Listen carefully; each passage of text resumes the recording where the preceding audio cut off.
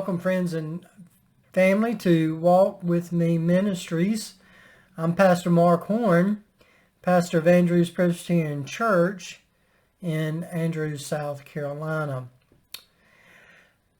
And this is a ministry of our church where we look at current events through the lens of God's holy word.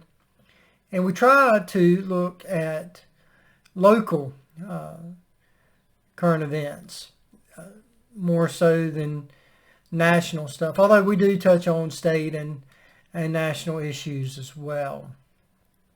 But we want to see how we can influence and impact and be a part of the community that God has placed us. And so this is a way that we try to do that. And today we have a very interesting report. It is a report written by Charles Swenson on January the 19th. That's just a few days ago in the Coastal Observer. And the article deals with a proposal that Georgetown County Council is trying to pass to bring order to their meeting. Now, this is how the headline is written. Proposed rules for county meetings can lead to ban for disruptors. And just to give you some background, I'm going to read part of what Swenson writes. And he starts with this. People, quote, people who disrupt the peace and decorum of county government meetings can be removed. And those who are removed face a 12-month ban from attending further meetings under an ordinance that's up for final approval by Georgetown County Council next week. So this is happening this coming week. So if you're interested in this, then you need to certainly make plans to be at the county council meeting to voice your opinion. But I wanted to touch on this because this is really a topic that affects all of us. We are living in a society now where people are not very courteous to one another, and certainly are not courteous when it comes to meetings. If you've watched any of social media or the news or any issue, any reports that's given, we have seen time and time again where people have lost it within the meetings. And we've seen mob action occur because of decisions that was made, particularly on a political spectrum. Now, within the article, there's arguments from one side that this right here, what Georgetown County Council is doing, goes against the First Amendment. And there's some, questions about that, particularly about certain things that's written into the ordinance. So the third reading is coming up this week. It's already passed 2 readings. Council member Bob Anderson quipped what happened to the First Amendment. Now, I certainly want to uphold the First Amendment, but Council member Anderson, when when pressed, said that he had admitted that he hadn't read the proposed ordinance before last week's meeting. So you have that quip given on something that he hasn't even read. Now, here's what the ordinance is trying to do. The ordinance is says this, quote, this is again from Swenson, it is requiring the audience and the speakers to conduct themselves in decent, orderly, respectful, and lawful manner. Those who do not shall be subject to removal. And then the subject to removal will incur the 12-month ban. Now, so the question then becomes, and then another part of the ordinance is no signs will be allowed in the public meetings unless they are a part of the presentation, which that in itself I disagree with. A sign doesn't have to be disruptive to a meeting. But here's what I want to press on, because the argument from the other side, and let me define the other side. The other side is the other side of the council members of the county council. Those who are on that side want to say that we have the First Amendment.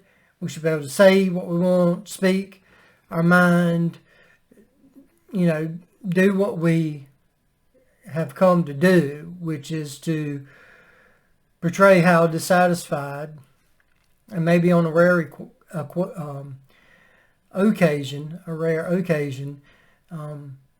how satisfied we are, which I've never been to any one of the meetings where someone told the government how great they're doing. Nonetheless, what has occurred is that the council has found that people are not conducting themselves in a manner that is worthy of a business meeting. There aren't any rules established that states, hey, if you're going to come to our council meetings and be a part of it and speak from the floor, then we have to do so in a decent and orderly manner. Now, of course, those kind of rules go right up our Presbyterianism, our Presbyterian polity, because one of the things that we believe, we trust in, is that things are done decently and in good order. So if you were to go to any Presbyterian church meeting or Presbyterian meeting or General Assembly in our denomination, in the PCA, you will find in that meeting an established way of conducting the meeting and doing so decently and in good order. And that should be the example set for any secular magisterial meeting that is going on in the communities. And I would say, since I live here, especially in Georgetown County. So I have an affinity to support Georgetown County Council with this ordinance. And I believe that it does not affect anyone's First Amendment privileges, because when conducting a meeting properly, you may address the establishment in a manner which is worthy of respect. Now, from one side of it, we take into consideration that of 1 Timothy 2, verses 1 through 2, which states, Paul tells Timothy, I exhort, therefore, that first of all supplications, prayers, intercessions, and giving of thanks may be made for all men, for kings and for all that are in authority, that we may lead, this is the Bible, that we may lead a quiet and peaceable life with all godliness and honesty. Peter even says, honor all men, love the brotherhood, fear God, and honor the king. Now, in our tradition, our Westminster Confession of Faith speaks to these verses in this way. This is what our confession says. It is the duty of people to pray for the magistrates, to honor their persons, to pay them tribute or other dues, to obey their lawful commands, and to be subject to their authority for conscience sake. Now, what I think the Georgetown County Council is doing is that they are establishing an ordinance that requires anyone who comes to their meetings that wants to speak to do so in a manner that honors the authority that they are speaking to. They are not saying that you can't disagree with them. They are not saying that you can't be a part of the meeting. But what they are saying is that if you're at the podium or if you are in the audience, then you must address them in a respectable manner. They don't want their meetings getting out of hand. And that's a very important part to any business meeting. I don't care where you are. I've been in the corporate world. I've been in the public school system. I've been in the church, institution of the church for a very long time. And there is a certain expectation in all the places that I've been that when you're in a meeting in such a caliber, that you do so in a professional and a courteous manner. Even in Milliken, way back in the day when I worked there, some 25 years ago now, well, 28 years ago now, in the 7 years I worked there, whenever we had a meeting, whether it was with our subordinates or amongst the leadership team or with our bosses, no one ever said bad words. That was a no-no. No one raised their voice in such a manner to where you was disrespectful and derogatory. But I've seen over and over again in the news, on social media, with people videoing with their phones, that when they get into such a meeting as a council meeting or in school district board meetings, that they absolutely lose it. And I think it is right for county council to establish the precedent that people will be courteous and people will be respectful when they are in their meetings. And make no mistake about it, although they represent the people of each one of their districts, it is still their council meeting. Now, there are some other things that the report that Swenson brings out that I do disagree with. One of them I already mentioned, and that is those who are in the audience or whatever can't have signs. Now, I'm not for that. If you are within the audience, you may not have an opportunity to speak at the podium, but you may be able to make your voice heard with a sign. As long as it is not disrespectful, then I believe you should be allowed to have a sign in the meeting. And you certainly can't disrupt the meeting with the sign. I mean, you can't bop someone over the head in front of you or anything like that. But just to hold up a sign that says something to the effect of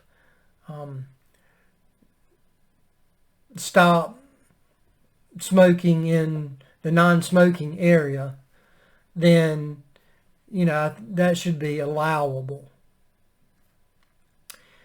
But another thing that was brought up in Swenson's report is that Anderson says, and this is something I do agree with Anderson on, he said that it's always been the chairman's job to control the meeting and to maintain decorum. So one of his arguments of not adopting this ordinance is the fact that it's already the chairman's job to keep decorum in the auditorium and to have someone removed if they're not acting in that kind of a honorable manner. Now, I'm sure they, like most all professional and ecclesiastical institutions, use Robert's Rules of Order. In that,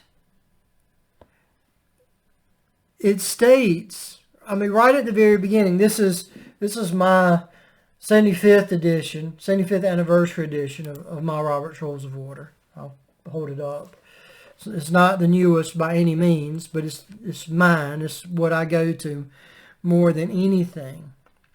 And it states, this is in chapter 3, number 3, about obtaining the floor. Before a member can make a motion or address the assembly in debate, it is necessarily that he should obtain the floor. That is, he must rise after the floor has been yielded and address the presiding officer by his official title, thus Mr. Chairman or Mr. President or Mr. Moderator, or if it's a woman, Madam, whatever.